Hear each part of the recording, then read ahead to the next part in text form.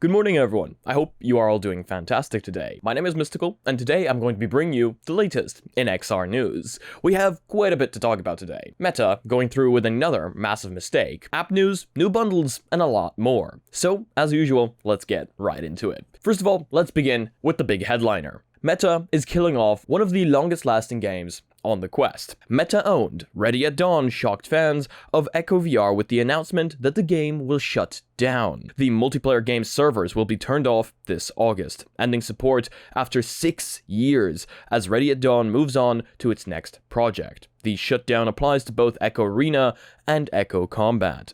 Released as a standalone multiplayer game back in 2017. Built on top of some of the zero-G gameplay seen in Lone Echo, Echo VR became a standout title for Quest headsets with full release in 2020. Just a few years later, Ready at Dawn is closing down its servers on August 1st, 2023 at 10 a.m. PT. Announced through Medium, the studio explains the team is shifting focus onto its next projects. Writing, "We can't say anything about it yet, but we are all excited and need all hands on deck." You can check out the full announcement down below. I'm going to leave a link to it. However, I don't see what could possibly have them shut down servers of such a massive title to focus on something else. Why not leave the title still going, or I don't know, at least open source it or something like that and have others do it? It's meta. They're not going to open source it. Echo VR, I played a lot. In fact, I played it a lot more back in the past. The game did become slightly toxic after a while, so I kind of moved away from it, but I've still been playing it. And in fact, we even played it on the live stream together. We played it on multiple different live streams together. Echo VR has been a fantastic game for me, and something I can always go back to if I want to do a little bit of zero-G gameplay. I guess I have Lone Echo for that as well, but the fantastic thing with Echo VR is that you could play it entirely standalone as well, which is why the player base was so massive. It is a Meta-owned title, so I guess they can do whatever they want with it. If they're working on something larger, does that mean that they are working on something similar to Echo VR and are looking to replace it with something possibly better? The thing is, I just don't see why shut down something else if it's working. The game is active. It's got tons of players online every day. It's not like the game is dead and people have bought cosmetics, people have bought battle passes. There was tournaments in this game. What's going to happen to all that? What's going to happen to all the players who bought things in the game? What's going to happen to the tournaments that were happening in the game? Ready at Dawn is making most of the free-to-play game's past rewards available through a give-back event, while Season 7 rewards will arrive at a later date. All you need to do is play one of Echo Combat or Echo Arena to unlock one of the following, while the legendary sets from previous seasons will be placed on sale through the Echo shop at a reduced price. Echo VR doesn't have long left, but if you're curious to jump in, it remains free-to-play. It has always been free-to-play, and I guess that's what made it so popular. There's actually a petition going on right now to bring back Echo VR, to not have it be killed off. So if you guys want to sign it, I'm going to leave a link to that down below as well. I know for a fact I am going to miss the game, and I am going to sign that petition simply because, again, the game was something I could always go back to. This, according to me, is a massive mistake. It's going to produce a ton of backlash. It already has. Again, it's not like the game was dead. It was fairly active. This is something that saddens me. But yeah, with that being said, next piece of news. Oh, okay, yeah, so I guess we're moving on from one negative to another as Onward is dropping Quest 1 support after July 31st. Downpour Interactive announced that Onward will drop support for the original Quest after July 31st, 2023. After that date, Onward will no longer be playable on the original Quest. Players on Quest 1 will be greeted with a message stating that their headset is no longer supported when opening the game. Onward will continue to support PC VR, Quest 2, and Quest Pro devices.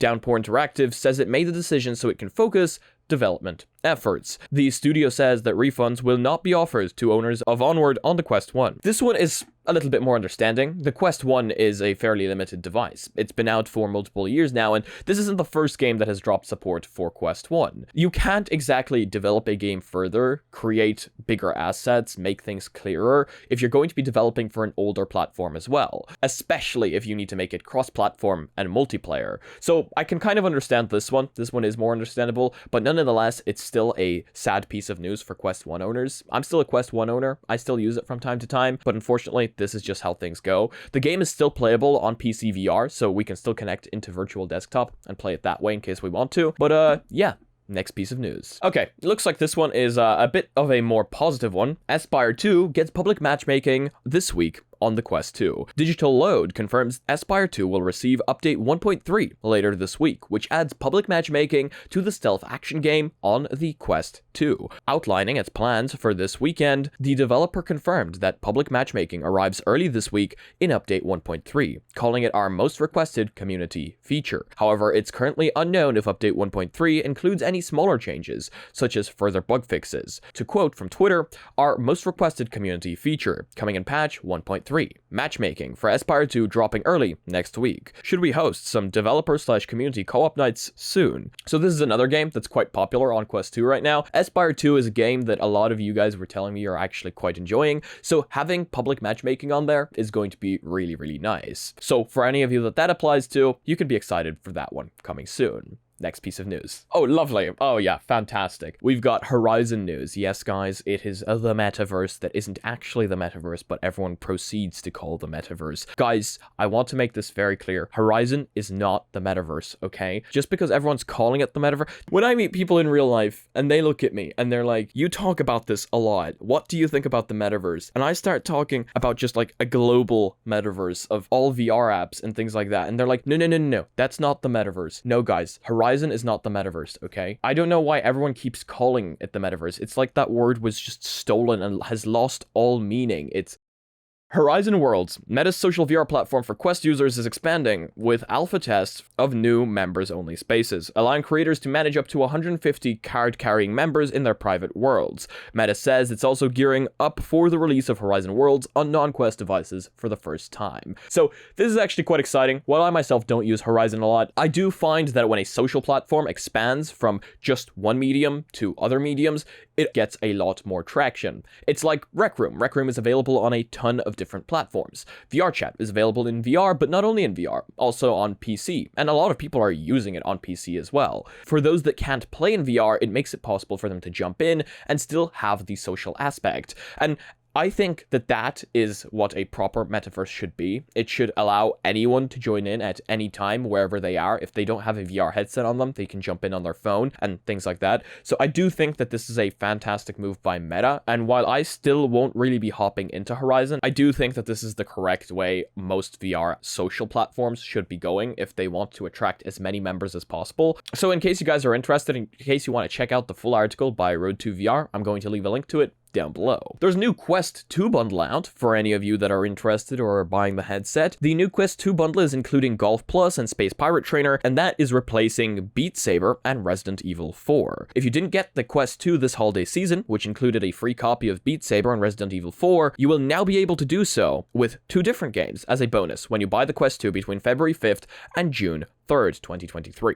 The new Quest 2 owners must activate their headsets by June 17th, 2023, and the offer must be redeemed within 14 days of device activation. The deal represents $50 in content. So in case those are titles that you're interested in, it's $50 worth of content. In case you're getting a headset in that period of time, just make sure to grab your content before it expires. And yeah, let's move on to the next one. Steam Next Fest is coming up for any of you that are interested in that. So I guess we're jumping into a little bit of Steam VR news for our last piece of news. Highlighting upcoming games through various demos, the Steam Next Fest February 2023 edition spans all areas of PC gaming, and virtual reality is no exception. And this time, there's 17 different demos for upcoming PC VR to pick between. So in case you guys are interested, in case you want to read the full list, I'm going to leave a link to this one as well down below in case you guys want to check the full thing out. But there are a few interesting titles here, like Alpha Terminus, Banned Space, Formula Retro Racing, Gazler's Golf on the Moon, House Builder VR, Increment, No More Rainbows, Ornament Express, Survivorman VR, Talu, the Aquatic